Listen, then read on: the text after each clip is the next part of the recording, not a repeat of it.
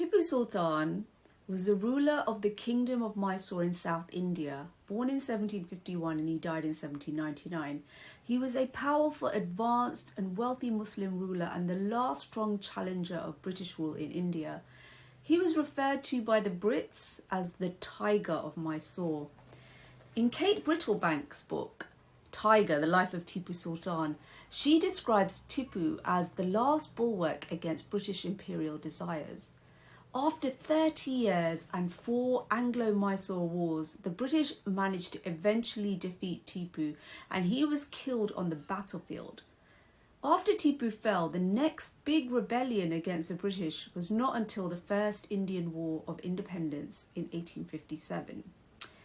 Tipu has a mixed reputation and much of his character has been maligned through colonialist and anti-Muslim propaganda. Brittlebank does not delve into the controversy, but instead she focuses on an overview of the man himself, his vision and his character. He was a ruler of a majority Hindu population of Mysore. Therefore, it was essential for Tipu to keep the peace and stability in his land. The historical sources, as Brittlebank points out, actually reveal a tolerant and just ruler. He was a religious and God-conscious man, and he patronized many Hindu temples as well as mosques. Brittlebank says that to Tipu, a peaceful realm was a productive realm, which in turn provided reliable revenue through taxation. He also used imagery that promoted the power of his kingship with symbols that were inclusive to both his Hindu and Muslim subjects. The use of the tiger and sun imagery was relevant to both cultures. Brittlebank says, in Tipu's case, the sun and the tiger had both regional and broader Islamic associations, making them effective markers of his kingship for Muslims and non-Muslims alike.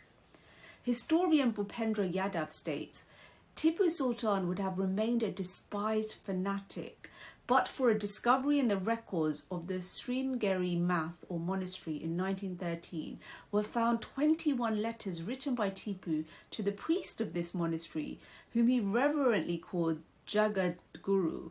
The reputation of Tipu, which was ruined by his bigoted courtiers, was rescued by records of a Hindu religious institution. Tipu was highly educated, he was cultured, he was a shrewd ruler. His personal library contained 2,000 volumes at the time of his death. Tipu inherited the throne from his father Hyder Ali in 1782 and he stepped into his father's capable shoes. Both men were able rulers who resisted the might of the British and managed to keep them at bay for decades. Both Tipu and his father were wise to the threat that the East India Company posed to India and its people. They could foresee the disaster that the Brits would bring to the subcontinent. However, they seemed to be isolated voices among Indian rulers of the time who were entering into alliances with the British. It is therefore no wonder that the British maligned Tipu in the way that they did. He was clearly a thorn in the British side, and they destroyed his reputation with hostile propaganda. Brittlebank says, we already know that the British victors painted a picture of Tipu as a religious bigot and a tyrant. But we also know that contemporary evidence does not support such a portrayal.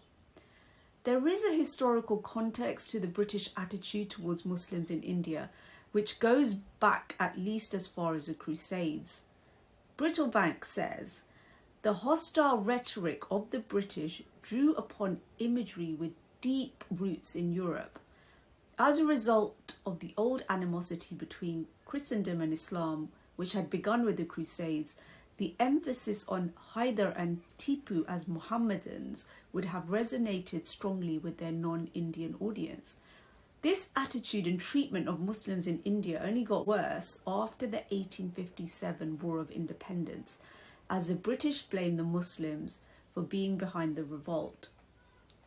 According to Brittlebank, Tipu self-identified as a mighty king.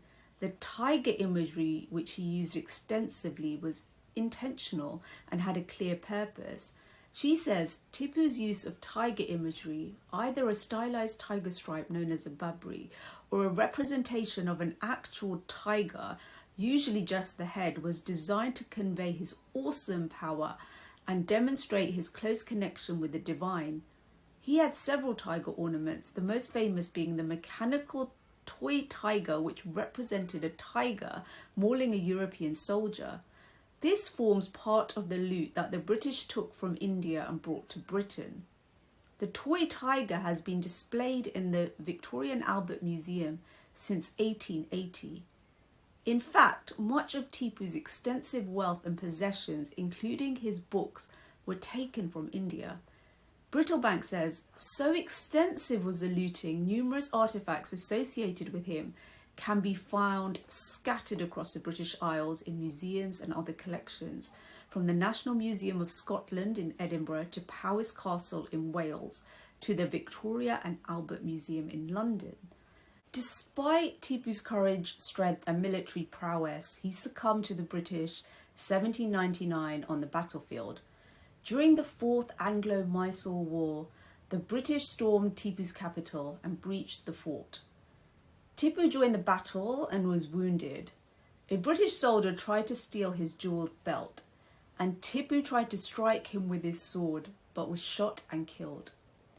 He did not shy away from battle and was not afraid to be in the thick of it. His valiant death mirrored the famous quote where Tipu said, "To live like a lion for a day is far better than to live for 100 years like a jackal." And I think that quote sums him up really well. And I definitely recommend reading Kate Brittlebank's book. It is really easy to read and gives a different perspective of Tipu that is not normally told in the mainstream narrative.